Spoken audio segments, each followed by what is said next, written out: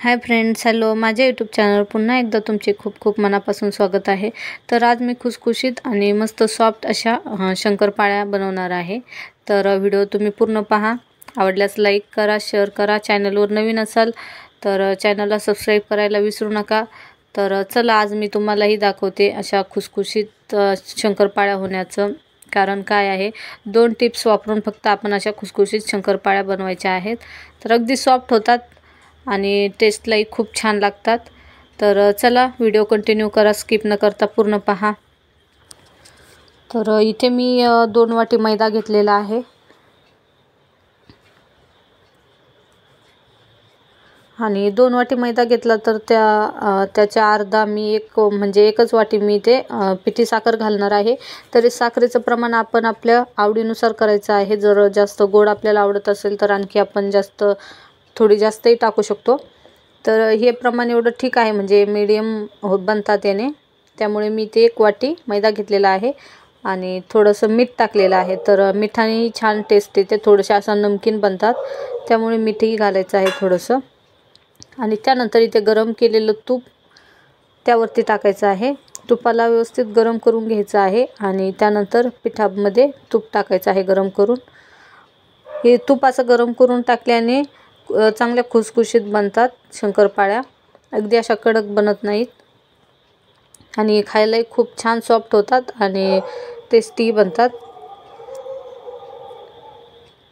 आणि त्यानंतर या हाताने व्यवस्थित मिक्स करून घ्यायचं आहे, म्हणजे सर्व पिठी साखर, मैदा आणि जे तूप आहे हे सर्व एकजीव होईल असं आपण हाताने व्यवस्थित छान मिक्स करायचं आहे. असं कुस्करून पाहू शकता तुम्ही. असं कुस्करून हाताने घ्यायचं आहे आणि व्यवस्थित मिक्स करून घ्यायचं आहे पिठाला.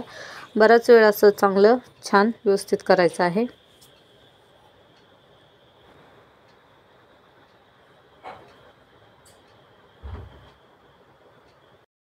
आणि आता पिठाला चांगलं एकजीव केल्यानंतर यामध्ये गरम केलेलं दूध घालत आहे. तर इथे बरेच लोक पाणी पण वापरतात. तर पाण्याने अशा कडक बनतात शंकरपाळ्या. जर आपण दूध घातलं तर दुधाने आणि तुपाने खूप सॉफ्ट बनतात. तर त्यामुळे इथे दूध घातलेलं खूप टेस्टही छान लागते. तर मी ते दूध वापरत आहे. तर आपण आपल्या आवडीनुसार घालायचं आहे. आणि दूध घातल्यानंतर पीठ आपल्याला असं मस्त व्यवस्थित मिळून घ्यायचं आहे. एक सॉफ्ट आणि असा लुसलुसीत छान गोळा बनवून घ्यायचा आहे. एकदम कडक असा बनवायचं नाही आहे पीठ.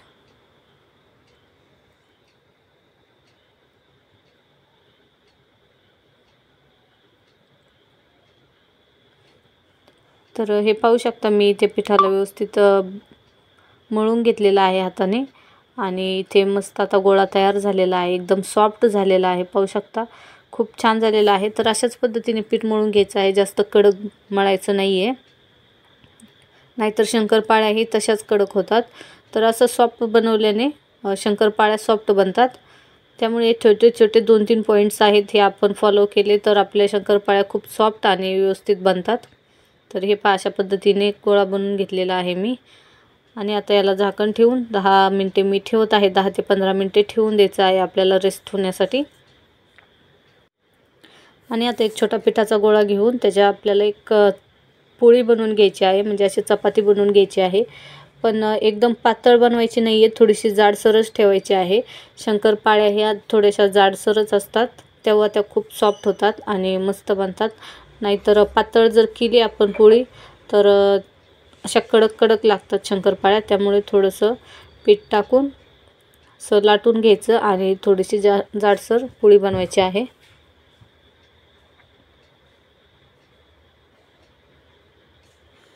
तर हे पहा, मी ते आता पोळी तयार करून घेतलेली आहे.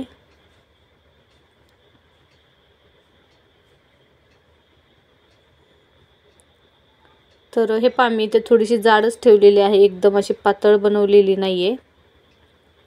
तर आता एका चमच्याच्या सहाय्याने मी याला कट करून घेत आहे.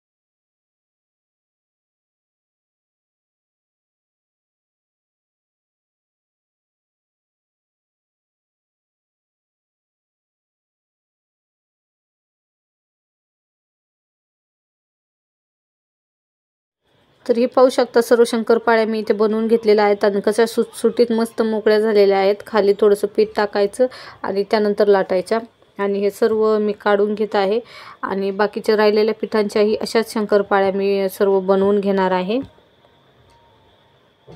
सर्व शंकरपाळ्या बनवून झालेल्या आहेत आणि इथे मी एका कढईमध्ये तेल गरम करण्यासाठी ठेवलेलं आहे. तर तेलही गरम झालेलं आहे. तर मी पहिली एक शंकरपाळी टाकून पाहते. तर तेल चांगलं तापलेलं आहे पहा.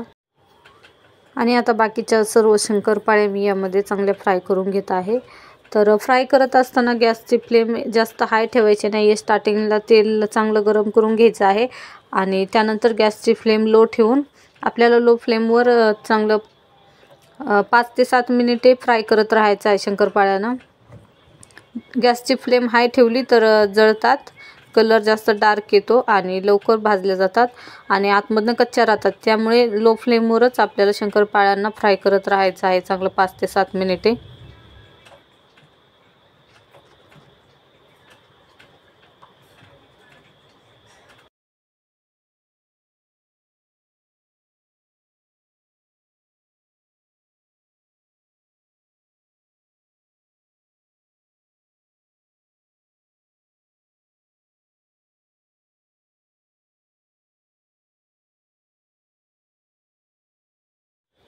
तर हे 5 मिनिटे झालेली आहेत आणि कलर हलकासा चेंज पण झालेला आहे आणि आणखी 2 मिनिटे मी फ्राय करून घेत आहे. असे अलटून पलटून व्यवस्थित छान फ्राय करत राहायचं आहे आपल्याला.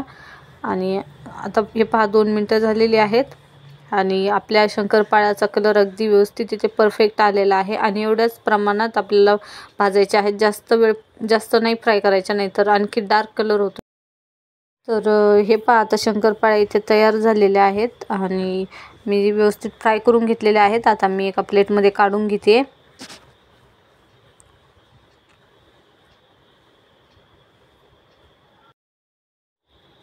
आणि अशाच पद्धतीने बाकी राहिलेल्या सर्व शंकरपाळे फ्राय करून घ्यायचे आहेत.